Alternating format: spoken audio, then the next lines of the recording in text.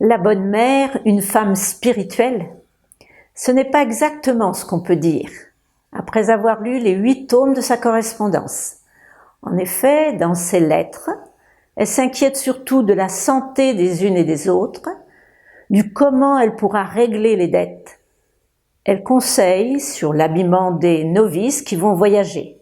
Elle donne bien quelques conseils spirituels, mais seulement aux supérieurs.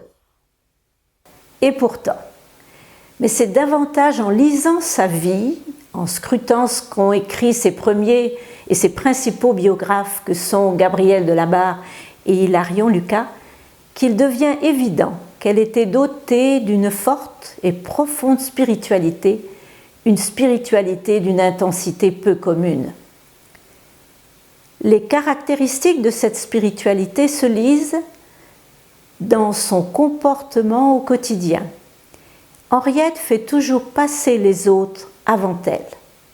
Ainsi, sa délicate attention pour sa maman, alors qu'elles sont toutes les deux enfermées dans la prison des Hospitalières pendant plusieurs mois, ou encore son écoute des sœurs qui voulaient lui parler jusque tard dans la nuit parfois, lors de ses passages dans les communautés, sans oublier les places les moins commodes où elle s'asseyait dans les pataches qui les conduisaient sur les routes de France quand elle passait d'une maison à l'autre. Un trait particulier de la spiritualité de la bonne mère était celui de la présence de la croix dans sa vie.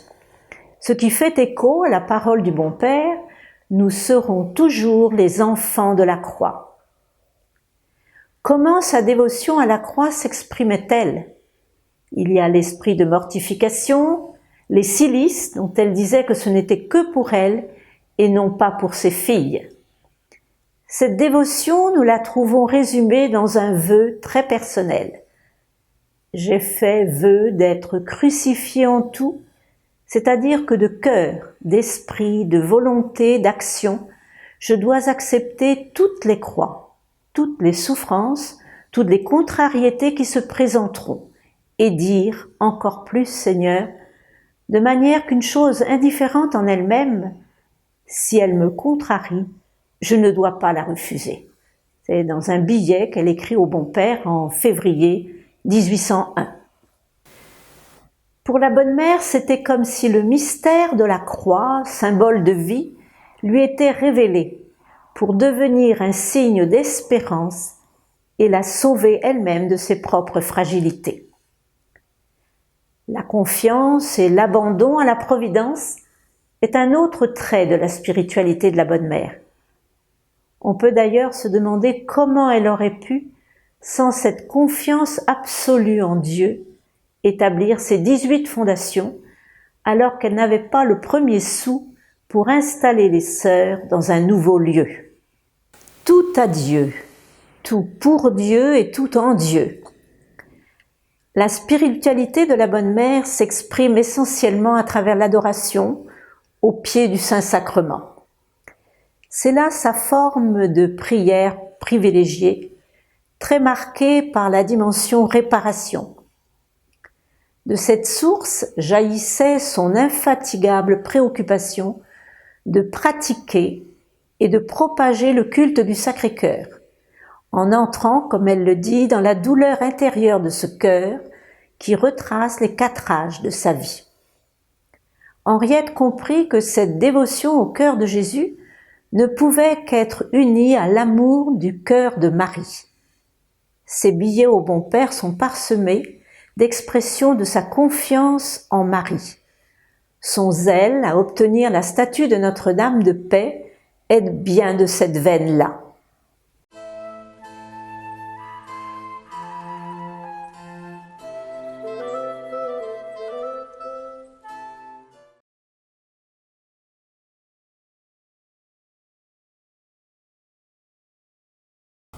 To speak of the spirituality of the Good Mother, there are so many elements of her life speaks clearly. Firstly, Good Mother's personal conversion she experienced while she was in the prison, which led her to surrender herself totally to the Lord. She remained faithful to her conversion through prayer and communion with the Lord through Eucharistic adoration. Secondly, Good Mother was a woman rooted in prayer and her heart was moved for the poor, especially women and children. Good Mother had a special capacity to love people. She expressed her care for others with an absolute freedom and spirit. She was very caring mother and her heart was filled with love. Her hands were stretched out to help others. I believe perhaps because of loving and caring nature made the sisters and brothers of the congregation to call her Good Mother. I think perhaps she is the only founder or foundress was called Good Mother. Thirdly, Good Mother was a person of other-centered. That's why she said that the penance that I do only asked of me, not my daughters. Another best example I can say about Good Mother, other-centeredness, when she joined the association for an hour of adoration, she took the hours of the other associates who were unable to be present before the Blessed Sacrament. Even in the prison, she took care of the jailer's daughter, always responding to the needs of others. Her heart was always reached out to others. That's the other-centeredness of Good Mother. Fourthly, she totally abandoned herself to the divine heart of Jesus. She opened many houses with a confidence, deep trust in the Lord. She always received necessary graces, blessings and help that very important for the mission and the life of the sisters and brothers. Good Mother's writing and life speaks loud and clear. Why Good Mother insistently urged the sisters to abandon themselves to the God's providence and asked the sisters to place their confidence in the divine heart of Jesus and find their support, refuge, strength and consolation.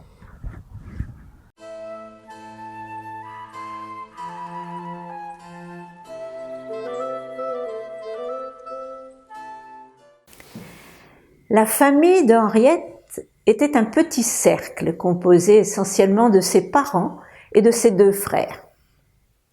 Henriette avait à peine 11 ans à la mort de son père et bien vite, aux premières heures de la Révolution, ses frères ont dû fuir. Henriette est donc restée seule avec sa maman, qu'elle a accompagnée d'abord à Saint-Georges-de-Nouanné, puis à Poitiers, jusqu'à la mort de la maman survenue le 30 avril 1801.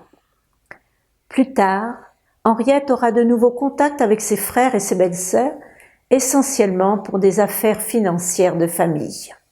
Si la rencontre d'Henriette avec l'abbé Soyer dans la prison des Hospitalières fut décisive, la plus forte influence dans ce que l'on peut appeler la formation de la bonne mère est celle du père Coudrin, dont elle dit « Je prie comme prêche cet homme, ce saint homme ».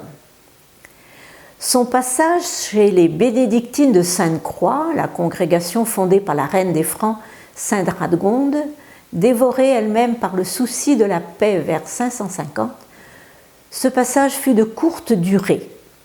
Mais on peut imaginer que sa préparation et la célébration de sa première communion, qui eut lieu dans une ambiance de vie contemplative, l'ont marqué.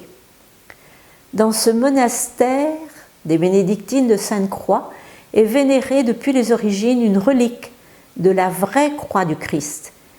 Il est fort probable que la jeune Henriette fut sensible à la vénération de cette relique.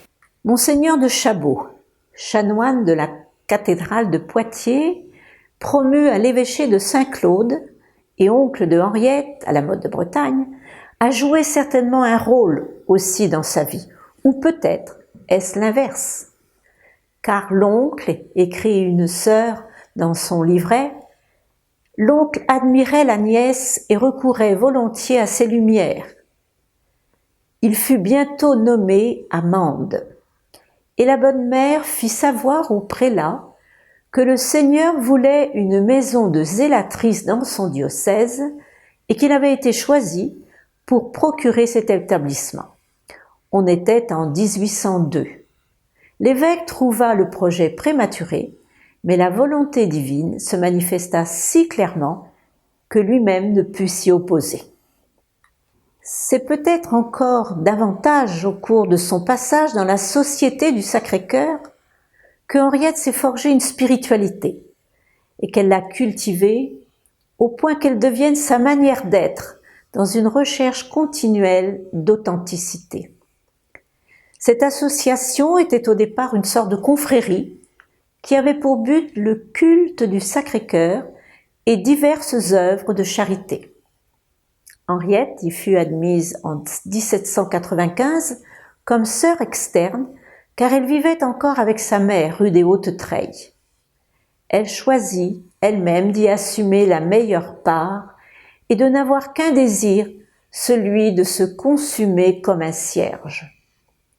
Au sein de l'association, 2 ans plus tard, en août 1797, se constituera le groupe des solitaires, dont Henriette fut élue supérieure et s'installa à la Grande Maison avec 5 compagnes. De la relation entre la bonne mère et le bon père, il y aurait beaucoup à dire. Des pages et des pages ont été écrites sur ce thème. Il y a surtout la correspondance échangée entre les 2 fondateurs ou avec des frères et sœurs. Rien n'en vaut la lecture où l'on trouve des perles telles que « Son cœur est la nacelle qui porte, en présence de la tempête, tout ce qui tient à la congrégation », écrit le bon père à sa nièce Eudoxie, alors qu'il est à Rome le 8 avril 1829 en parlant de la bonne mère. Il est vrai que la petite paix porte la lumière et que je ne fais que tenir le chandelier, écrit-il dans une lettre du 20 octobre 1803 à Gabriel de la Barre. Combien de fois aussi lisons-nous des expressions de l'un ou de l'autre comme « Quand viendrez-vous ? Pour l'amour de Dieu, donnez-moi de vos nouvelles. Tâchez de vivre. En grâce, écrivez-moi. Écrivez-moi donc, bonne mère. Vivez toujours et croyez qu'il n'y a rien que vous qui puissiez porter une si pesante croix. Ayez toujours pitié de votre pauvre fille dont le profond respect égale le tendre attachement. » Dans une confiance mutuelle inébranlable, tous 2 se considèrent serviteurs et servantes l'un de l'autre. Les 2 mots accompagnent souvent les signatures avec des qualificatifs comme affectionné, humble, tendre, respectueux, obéissant, obéissante. De cette relation entre le bon père et la bonne mère, notre congrégation a été fortement marquée dès les origines. Nous pouvons y reconnaître l'esprit de famille Sacré-Cœur qu'ils ont cultivé pour que les premières communautés s'entraident, se soutiennent dans le spirituel comme dans le matériel. Ainsi, la bonne mère demande aux communautés de prier pour les frères qui partent en mission au loin ou tout près. Et les frères construisent de nouveaux locaux pour les sœurs, alors que les communautés s'étoffent de nouveaux membres.